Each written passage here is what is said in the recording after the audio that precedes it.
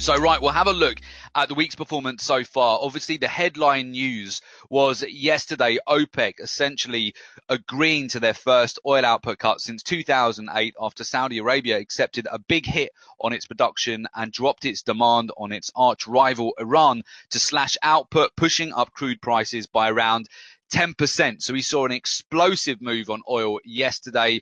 And over the course of the week, oil, WTI crude oil, Brent crude oil have definitely been the top performers this week so far. So with that, what we'll do, we'll have a look at the charts. I'll bring up oil and we'll go over and just do some analysis of where we expect the price to go next. Now, we discussed this last week, and for those of you who are on last week's session, I hope that you did manage to capitalize on this trade. We continue to actually hold our long position on oil right now. It played out actually perfectly, exactly what we were looking for in terms of this breakout trade that we got. Again, you had a very similar formation to what we saw going back to the September OPEC meeting here, which is essentially where you get a pennant formation, the price structure consolidates, and we await the news really to come out of OPEC, whether a deal will be agreed or not.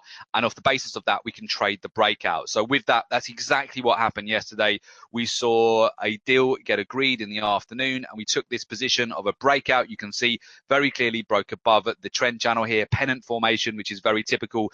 In fact, there was also an opportunity to get in very aggressively off the 45 zone when we retested that level, the 200-day moving average, the monthly pivot, and also the weekly pivot just on Tuesday prior to the OPEC meeting. But then we got additional confirmation to add to the position once we broke above also Monday and Tuesday's high, broke above this pennant formation, and we've just continued to follow through. Now, I've been asked a lot of questions, certainly today during our live trading rooms, for those who've continued to have an open position, profit targets. What are we looking at next? What are we expecting at the moment? Should you take profits? Should you continue to ride this trade, or should you re-enter at a fresh position right now? So what we can do is we can have a look at history, certainly off the back of OPEC meetings. If we go back to last year, in fact, especially where we had the breakdown in price going back to the 4th of December meeting, where we had this breakdown in price when essentially no action was taken by OPEC at that stage with regard to the output, and we saw a breakdown in price, a breakthrough critical support, which on the first day after the OPEC meeting saw quite a significant move, but then we consolidated, and then slowly but surely we continued this breakdown in price over December, and in fact that really continued to build up momentum in the last week of the year, and ultimately we broke down to 12-year lows. So this move continued all the way from OPEC. The overall sentiment in the market continued for another 6 weeks until we reached a double bottom in January and February of 2016. More recently, the breakout that we had going back to the OPEC meeting at the end of September, that resulted in a 6% move in one day and subsequently a 10% move in the following week. And you can see this very clear pattern on oil where once it gets going, often it really favors the brave. So you have to be quite confident in your position. You have to have the ability to get in and execute when you have the signal at the right time, not waiting for it to get too overbought. Obviously, getting into oil right now is vulnerable at this stage. You would require a very large stop loss to get in at this point. The train has already left at this point. So it's all about, for me right now, trade management of this position. I wouldn't be looking to get in on fresh entries right now unless we see pullbacks. You want to go back to historical moves with oil. Once it really starts ramping up, you can see consecutive higher highs, higher lows. And at the moment, we're targeting the 52 zone.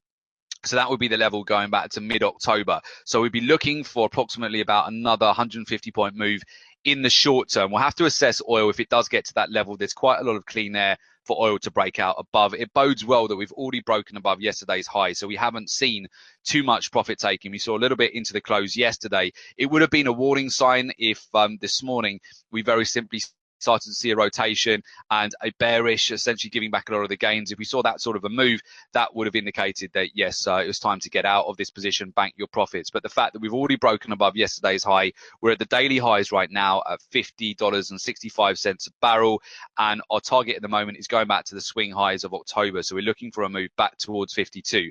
Now, again, just going back to the previous move that we saw after the OPEC meeting, the end of September, you can see we continued to have follow through for several days. So this lasted over a week here. So from the initial breakout trade and then the retracement, we continued to follow through for about another 500 points.